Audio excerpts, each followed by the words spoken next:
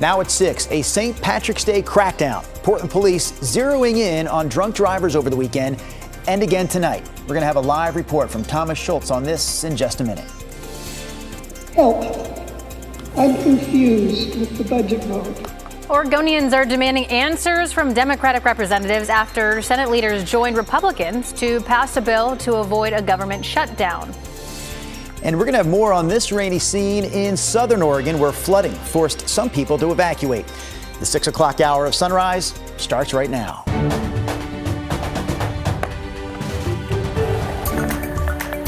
Good morning, and thank you for joining us on your Monday. I'm China Green. And I'm Drew Carney. Not only Monday, of course, it's also St. Patrick's Day. You know, I was going to wear my green, like it's kind of like a pullover dress vest looking thing. And I was looking for it this morning, guys, and I couldn't find it. And China grabbed it out of the closet. China put it on instead. So she wears a little better than you. I've got no green, guys. I've got no green. I have the bamboo. I'm taking the bamboo with me wherever I go. No. That doesn't count. That doesn't count. I forgot to wear green. Can you pin it to your shirt? I'm looking for at least some tape, so I can put it right there. We have, it's a pretty quiet morning. We'll talk more about the weekend precipitation, the flooding down south, the big snows in the Cascades, but that is over now. Radar showing some scattered showers, mostly light stuff along the coast and all dry inland with some breaks in the cloud cover. 41 at the airport, but a lot of you are in the 30s, so big coat time. It's a chilly start. We'll be 47 at noon, and once we get into the afternoon hours, scattered showers will start to get going with some breaks. Could have some hail out there as well. I have us at 52. Here's Chris McGinnis. Rod, thanks for that. I want to pick it up with a traffic alert in Tualatin. You're looking live here at this ODOT camera at Nyberg. The perspective is down to the south, so southbound left and left center lane is blocked. And it looks like we've got some activity on the northbound side as well, at least over in the shoulder. Traffic volume is still fairly light, so we're getting around it, but we'll keep you posted on that. If that stays there too much longer, obviously that could create some slowing. Back to the Sylvan Hill, a little foggy, but it's good to report that the roads are generally dry this morning. And last but not least, up into the Cascades, where they got hammered over the weekend with snow. You can still see we've got snow-covered roadways over the Cascade passes this morning. China, Drew? Thank you, Chris. Developing this morning, Portland police are investigating a shooting that left one woman dead. It happened on Southeast 144th Avenue and Harrison Street in the Centennial neighborhood just after 12:30 this morning. Police were responding to reports of a shooting. When they got there, they found one woman dead. No word on any suspects. But if you know anything in this case, you're asked to contact Portland Police. Portland police also conducted 260 traffic stops just through Saturday night as part of a focused effort to crack down on impaired drivers over St. Patrick's Day weekend. That effort will continue today and tonight for the actual St. Patrick's Day holiday. Thomas Schultz joins us from Portland Police's Central Precinct with more on this. Thomas, good morning. Hey, good morning, guys. And Portland police over the weekend issued 172 citations and more than 200 warnings. They also arrested 11 drivers, many of whom were arrested for impaired driving. Many of those tickets were for speeding violations and unlawful use of lanes. That happens when someone fails to signal before changing lanes or changes lanes unsafely.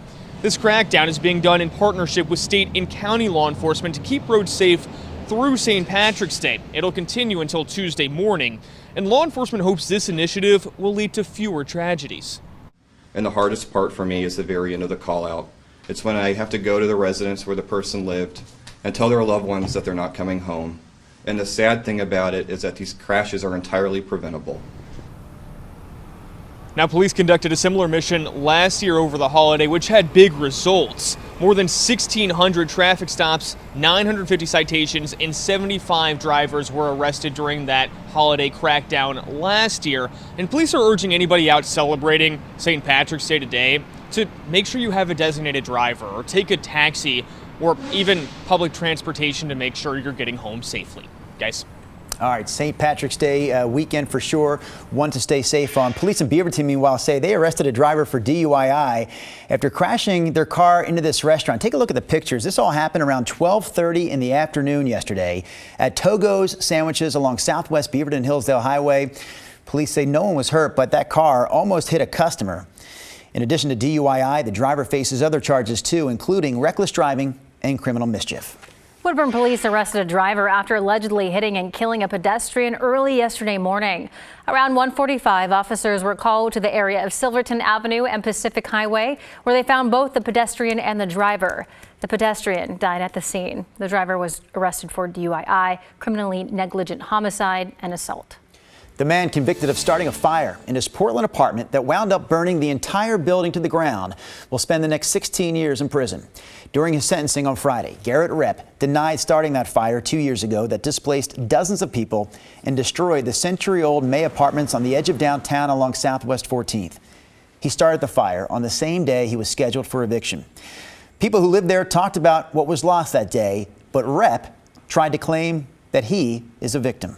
As far as remorse, I have to say that what I believe the truth is I didn't start this fire. But I do understand losing everything. I feel like I've lost the most out of everybody. The building has since been demolished. Its owners say it's too expensive to rebuild, and they fear that reselling will be a huge loss. A heads up about a text message scam involving tolls. ODOT says scammers are texting phony warnings about unpaid toll fees, threatening that you could lose your license. I've actually received one of these. The official and urgent messages are flooding phones across the country, and officials say do not respond and do not click that link. Oregon, by the way, doesn't have any toll roads, and ODOT says that it will never contact you by text to verify sensitive personal information. A small community in Yamhill County has gone days without running water after a leak caused a system failure. The community has been without service since Friday. The association said that they hope to return service by tomorrow, but say that even once it's back, there will be a boil water advisory until testing shows that it is safe to drink. And if you are one of the many affected, Yamhill Fire is letting residents use their showers today from 8 a.m. to noon. Yamhill Public Works is offering free drinkable water from 7:30 a.m. to 6. 6 counties and 3 tribal nations in southern Oregon are dealing with flooding brought on by heavy rains.